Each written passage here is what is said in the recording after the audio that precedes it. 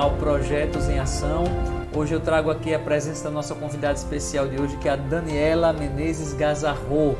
A Dani Gazarro, que é mestre doutora em administração pela Universidade 9 de Julho, a Uninove, pós-graduada em administração de serviços pela Fundação Vanzolini, da USP, graduada em gestão de marketing pela Universidade Paulista, Unip, com experiência de pesquisa em marketing e também comportamento do consumidor e inovação. É gestora da empresa Conectividade, consultora de inovação e mentora de ideação. Isso só para resumir, tá? Ela é também professora da FATEC na Zona Sul de São Paulo. Seja bem-vinda, Dani. Muito obrigada, Fagner, pelo convite. É um prazer estar aqui com vocês hoje. Eu prometi, Dani, aos meus seguidores no YouTube, né, o pessoal que acompanha o programa, que haveria uma novidade. Eu fiz uma última entrevista com o Fred Santana, que é supervisor do GAC, e a novidade é que nós estamos realizando um projeto de empreendedorismo no Colégio Alternativo, né, uma feira de empreendedorismo, cujo resultado, né, cuja arrecadação será 100% doada ao GAC. Então essa é a novidade que eu anunciei, né? E nós estamos hoje com essa presença especial da Dani, que é um exemplo de empreendedorismo feminino, tá? Então, um referencial aí feminino de empreendedorismo, e vai trazer para a gente conhecimentos, experiência no empreendedorismo, que vai servir tanto para os meus alunos, né, que estão se preparando para a realização dessa feira, que vai ser realizada agora dia 25 de novembro. Você que está nos assistindo é nosso convidado, nossa convidada especial. Tá? Vai ser pela manhã e até mais ou menos umas 14 horas da tarde a gente vai estar encerrando essa feira de empreendedorismo social e trabalho social no Colégio Alternativo. Então eu quero iniciar aqui pedindo a Dani que nos fale um pouco sobre o que te levou, Dani, o que levou você a seguir uma carreira voltada para, né, o empreendedorismo. Vamos lá. Então, a minha primeira experiência como empreendedora foi aos 23 anos, no mercado imobiliário, o primeiro motivo, assim, eu sou filha de empreendedora, minha mãe sempre foi empreendedora, então a gente tem aquela inspiração familiar, né, de seguir o exemplo da família, né, então a minha mãe é uma pessoa que me inspira muito e foi um dos motivos, com certeza, né, que me fizeram trilhar o caminho do empreendedorismo. Outra questão foi aquela indignação com o mercado de trabalho. Então, eu era corretora de imóveis, não estava satisfeita na empresa onde eu trabalhava. Na época, trabalhava eu e meu ex-marido juntos na mesma empresa, e a gente não estava contente lá na empresa, e a gente enxergou como oportunidade e atender as empresas. Então, a gente trabalhava com consultoras de lançamento, né? E uma das dificuldades, uma das dores que a gente fala hoje em dia desses consultores é que depois que passava o lançamento, a empresa de vendas, né, a imobiliária, não se dedicava muito à venda do imóvel. E o valor também para anúncio, né, para as campanhas publicitárias desses imóveis também era reduzido, porque já tinha sido gasto, né, no lançamento esse valor. Então, a gente abriu uma empresa focada nessa venda dos imóveis, e daí a gente abriu lá a empresa, eu tinha 23 anos, e assim como muitos empresários no Brasil, né, empreendedores, a gente vai, na época eu ainda não tinha faculdade, você começa a empreender um pouco por necessidade e um pouco por vontade, né, e daí você enfrenta várias dificuldades. Então isso é o que caminha a minha carreira toda, né, buscar essa melhoria e trazer para os empresários uma visão diferente, né, e oportunidades diferentes das que eu tive quando eu comecei a empreender. Bacana, Dani. Essa sua inspiração, né? Essa sua motivação te levou a uma experiência até hoje, né? E é importante que o jovem, né, que está pensando em empreender, tenha um conhecimento da experiência de outros empreendedores, né? Então você poderia trazer para a gente uma avaliação da sua experiência, como você avalia essa experiência que você tem desde a sua inspiração, né, dessa motivação que te levou a entrar nesse campo até hoje. Eu acho que a primeira coisa que é importante a gente dizer para o jovem, né, que busca empreender, né, as características do empreendedor, né? Uma delas é a resiliência, determinação, busca de informação, né? Então tem várias características lá do comportamento empreendedor que elas são fundamentais e que fazem com que a gente siga o caminho. Isso não significa que não vai ter dificuldades, né? Porque as dificuldades, elas são inerentes da vida, né? A gente, durante toda a vida, a gente tem momentos de dificuldade, e no empreendedorismo não é diferente, né? Então, a gente tem questões de mercado, questões econômicas que trazem questões de concorrência, de clientes, né? Que são desafios para a gente. Mas uma vez que você é resiliente, está determinado em alcançar um resultado, você vai seguindo em frente, vai aprendendo, vai aperfeiçoando as habilidades, conhecimentos e atitudes, né? O chá, durante essa sua trajetória, né? Então é isso que eu vejo hoje em dia. Eu sou muito mais preparada, muito mais madura, muito mais experiente e muito mais calma, porque eu sempre fui muito desesperada, do que eu era lá atrás, aos 23 anos, né? Então, e graças a essa determinação, a resiliência, que eu consegui isso, né? Então, comecei a empreender aos 23 anos, mas eu entrei na faculdade com 30 anos. Então, não foi imediato, né, que eu busquei esse conhecimento, e teve várias fases dessa busca de conhecimento até que eu chegasse hoje ao título de doutora, né? Então, é de fato uma trajetória que a gente cria, que a gente desenvolve e que a gente vai alcançar lá na frente, né? Então, é sempre muito importante a gente ter em mente quais os nossos objetivos, né? Ter um foco para seguir e conquistar aquilo que a gente deseja.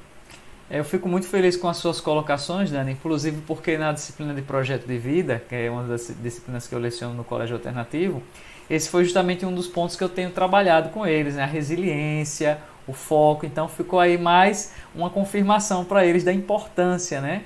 desses valores na trajetória da nossa vida. E usando, né, a resiliência, o foco, você enfrenta vários obstáculos, né? Eu queria que você dissesse para a gente quais seriam os maiores obstáculos que você enxerga no campo do empreendedorismo hoje. No Brasil, né, a gente considerando que a nossa realidade de país, né, não vou falar a respeito dos estados, mas do país, eu acho que uma das dificuldades que a maior parte dos empreendedores enfrentam é a questão financeira, né? A gente não tem recursos para empreender. Então, muita gente, e eu fui um exemplo desse, né, vai empreender por necessidade, né? Porque a gente precisa de uma renda para viver, e isso faz com que falte algumas coisas, tipo, por exemplo, o capital de giro, né? Do dinheiro que a gente deveria ter lá guardado para movimentar a empresa. Então, eu vejo que uma das principais dificuldades que a gente tem é esse empreendedorismo por necessidade, né? Eu não tenho recurso, e isso fragiliza muito o empreendedor e o negócio, né? Porque eu tenho que fazer hoje para pagar as contas de amanhã, né? E daí, por sorte e por muito empenho, né? Não é só sorte, né? A sorte, ela é aliada a quem trabalha, né? A quem se empenha, as coisas não caem do céu para ninguém. Então, graças a esse empenho, essa dedicação toda, muitos negócios conseguem passar, superar essa questão financeira e começar a ter lucro e prosperar. Mas, infelizmente, a gente sabe que muitos não, né? Então, eu acho que uma das dificuldades é essa questão financeira. E daí a gente tem também, por outro lado, as questões políticas, né? Econômicas. A gente vê muitos períodos de incerteza, de instabilidades econômicas, e isso torna maior risco dos empresários, né? Mais difícil da gente empreender, da gente não saber exatamente o que vai acontecer amanhã. Então, isso é um grande desafio. Então, é sempre importante, um dos exercícios até que eu uso com os meus alunos quando a gente faz o plano de negócio, é analisar cenários diferentes, né? Então, é importante a gente imaginar o que pode acontecer quando está indo tudo bem, quando está indo tudo mais ou menos, ou quando está indo tudo mal, né? Como a gente viveu na questão da pandemia, para a gente estar preparado para tomar decisões rapidamente, né? Então, para eu poder preparar o meu negócio, a minha empresa, para essas mudanças conforme elas acontecem, né? Então, a minha visão das principais dificuldades hoje em dia são essas questões econômicas, de economia, né, de política, e as questões financeiras da falta de recursos para empreender. Uhum. Dani, você poderia nos falar um pouco mais agora sobre a sua empresa, a conectividade e os serviços que ela oferece? Sim, então a conectividade, ela é uma empresa de consultoria. Eu trabalho várias vertentes de consultoria, mas hoje em dia o meu foco principal é desenvolvimento de negócios. Então eu trabalho lá com os empreendedores, principalmente aqueles voltados à inovação, que querem vão preparar uma empresa de base tecnológica. Então eu trabalho ali com toda a parte de planejamento, ideação, da gente testar um negócio, da gente é, verificar se a ideia é bem pautada, quais são as empresas que já fazem aquilo que eu quero fazer, né? Se é viável, se não é viável, se é de fato inovador, se a tecnologia que eu estou usando é inovadora mesmo, né? Ou se é só um site da internet, né? Uma coisa mais simples, não desmerecendo os sites, né? Mas eles têm um nível menor de linguagem computacional, né? E hoje em dia é muito mais fácil você conseguir sites até de templates prontos. Então, a gente trabalha essa questão nas ideias do negócio. Em alguns momentos, em alguns casos, a gente trabalha inclusive o MVP, né? De fazer o teste de mercado e ver se eu tenho ou não tenho um cliente para consumir aquilo que eu acho, né? Às vezes eu penso que é viável, uma ideia maravilhosa, sei lá, o brasileiro é louco por pizza, e se tiver uma plataforma só de venda de pizza, vai arrasar. E daí, quando eu coloco lá no mercado, o brasileiro não é tão louco por pizza assim, Uhum. e o iFood atende essa necessidade e eu não consigo vender, né? Então, no MVP a gente testa isso. E daí tem uma outra vertente que hoje em dia é o meu foco principal, que é a captação de recursos públicos para essas empresas. Então, a gente tem aqui em São Paulo, em especial a FAPEST, mas todos os estados têm as FAPs, né? E tem outros órgãos do governo que são de fomento, alguns deles de financiamentos não reembolsáveis. Então, o empreendedor tem que provar que a ideia é boa, é válida, né? A gente usa metodologias de pesquisas científicas para fazer isso, e ele consegue o financiamento do governo sem depois ter que pagar de volta esse dinheiro, né? Esse dinheiro vem em forma de impostos, de emprego e outras coisas, né? Então é voltado para inovação tecnológica mesmo, e hoje em dia a minha empresa é focada nisso, em escrever projetos para auxiliar as empresas tirarem suas ideias, os empreendedores tirarem suas ideias do papel, né? Criar novas empresas, né? A gente conseguir diminuir essa questão do problema financeiro, né? Então, colocar lá o dinheiro para desenvolvimento de empresas de tecnologia. Então, Dani, eu acho que eu vou conseguir uma vaga na sua empresa, viu? Porque, Bom, porque o que eu estou fazendo com os meus alunos é justamente, né, de certa forma, eu estou oferecendo a eles uma consultoria durante esse período de preparação para a feira, para ajudá-los a empreender, né? Cada turma ela é responsável por uma empresa fictícia, né? Eles estão se organizando dessa forma. E nessa preparação, né, que eu estou dando essa consultoria para eles, compartilhando estratégias, né, ferramentas. Uma das estratégias que eu tenho comentado com eles, compartilhei até alguns vídeos ensinando como desenvolver, é o Design Thinking. Mas eu gostaria que você falasse para os meus alunos, falasse para o pessoal que nos assiste, né, como você avalia a utilização do método Design Thinking como instrumento produtivo. eu acho assim que o design thinking ele tem várias metodologias, né, várias formas de a gente aplicá-lo, e ele traz aquela questão do visual e da facilidade de compreensão, né? Então é muito mais fácil eu entender numa ferramenta como um Canvas para entender o meu negócio do que eu escrevendo o plano de negócio. Então eu particularmente trabalho muito tanto nos meus projetos da conectividade quanto nos projetos que eu faço com os meus alunos de desenvolvimento de negócios, essas ferramentas de design thinking antecedendo o planejamento do plano de negócio, né? Eu começar a escrever, porque daí eu começo a pensar, entender as coisas, questionar.